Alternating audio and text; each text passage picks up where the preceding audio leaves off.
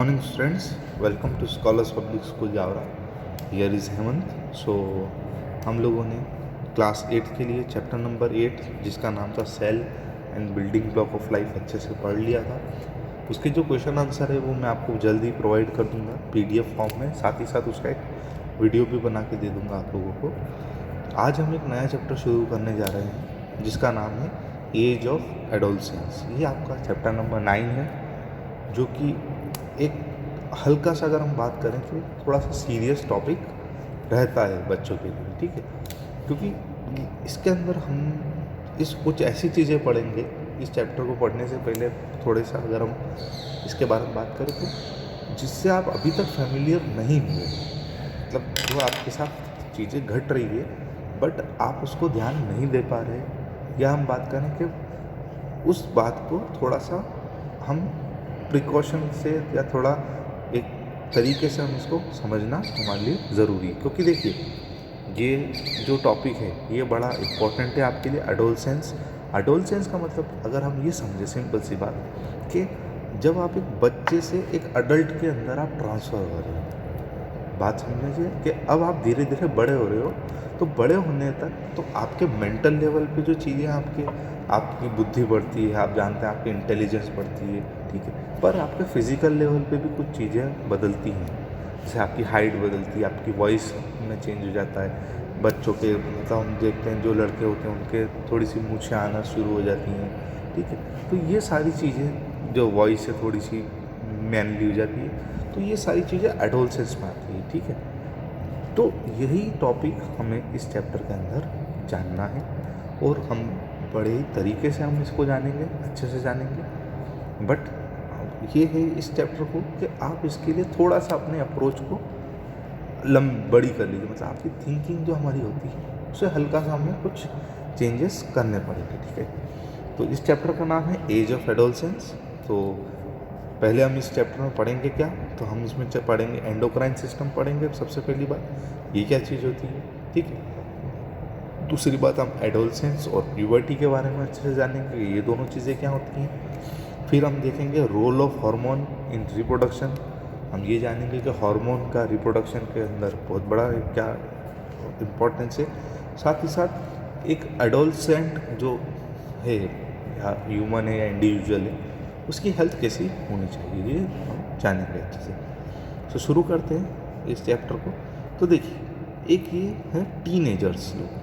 अब टीनेजर्स का मतलब क्या, तो देखिए 13 की एज से 19 की एज जो होती है, एज 13 से 19 की एज को हम टीनेज बोलते हैं. मतलब टीनेज मतलब अगर ये समझिए आप कि जिसमें टीन आ जाए, जैसे 13, 14, 15, 16, 17, 18, 19, ठीक है.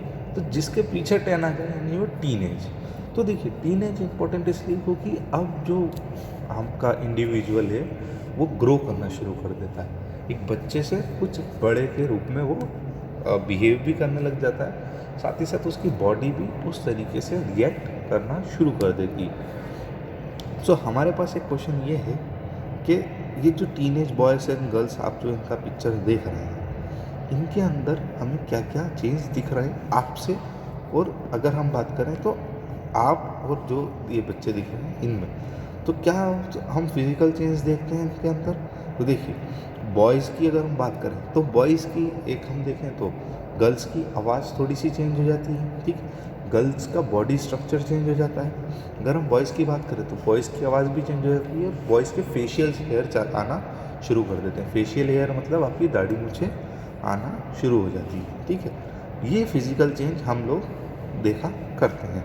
सो ये चेंजेस क्यों आते हैं, ये चेंजेस टीन एज की वजह से आते हैं. किसकी वजह से आते हैं, टीन एज की वजह से. तो अब आप पूछेंगे सर ये टीन एज में ऐसा क्या होता है कि ये सारे चेंजेस आते हैं.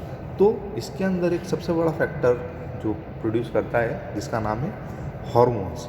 सो हार्मोन्स क्या होंगे, hormones are responsible for bringing about the changes in the body during this phase. तो देखिए, सारा खेल किसका है, हार्मोन्स का खेल है. तो हार्मोन्स ही आपकी जो आप बड़े हो रहे हो और आपकी बॉडी के अंदर जो भी चेंजेस आ रहे हैं, इसका रोल किसका है, आपके हार्मोन्स का है. अब ये हार्मोन्स क्या होते हैं, तो hormones are chemical substance that are secreted from endocrine glands directly into the blood. तो ये एंडोक्राइन सिस्टम हम अच्छे से जानेंगे, पर ये एंडोक्राइन ग्लैंड्स होते क्या हैं। तो जैसे अगर हम बात करें सलाइवा, आपके खाने का टेस्ट आपको कैसे आता है, तो आपको ये पता है कि जब तक आपके मुंह के अंदर लार नहीं बनेगी, जो जिसे हम लार्वा बोलते हैं, अगर वो नहीं होगा, आपका मुंह गीला नहीं होगा, तब तक आपको टेस्ट नहीं आएगा, है ना। यानी कि आपको जो लार है या आपकी लार्वा है, ये बहुत इंपॉर्टेंट है। वो लार्वा आती कहाँ से, तो हमें पता है कि हमारे बॉडी की जो हमारा जो मुंह है, इसके अंदर से कुछ पॉइंट्स होते हैं, उससे वो बाहर आते हैं। तो उन पॉइंट्स के आने से उसे हम क्या बोलते हैं, ग्लैंड्स बोलते हैं। जिस जगह से कुछ केमिकल छूटे उसे हम ग्लैंड्स बोलेंगे। तो हॉर्मोन्स एक ग्लैंड से, हॉर्मोन्स तरह तरह के होते हैं, ठीक है। So they are secreted by endocrine gland and make up the endocrine system, ठीक है, आपके पूरा सिस्टम। अभी एंडोक्राइन सिस्टम क्या होता है, ये हम जानेंगे अच्छे से। So the endocrine system is a collection of glands that produce hormones, regulate growth, development and sexual reproduction, sleep, mood and other things. तो देखिए, आपकी बॉडी के अंदर जो भी चीज़ हो रही है वो किसकी वजह से हो रही है, ग्लैंड्स की वजह से। ग्लैंड्स मतलब सीक्रेट करने वाले, जो जिनको हार्मोन जैसे सीक्रेट होते हैं। हार्मोन क्या है, आपके केमिकल्स, ठीक है। तो देखिए एंडोक्राइन सिस्टम क्या हुआ कि ये जो जितनी भी प्रोसेस हो रही है आपके, जो क्या बोल सकते हैं हम, हार्मोन के रिलीज होने की, ये एक सिस्टम की तरह काम करता है। जैसे सर्कुलेटरी सिस्टम और आपका हम बात करें रेस्पिरेटरी सिस्टम, इसी तरीके से ये भी काम करती है।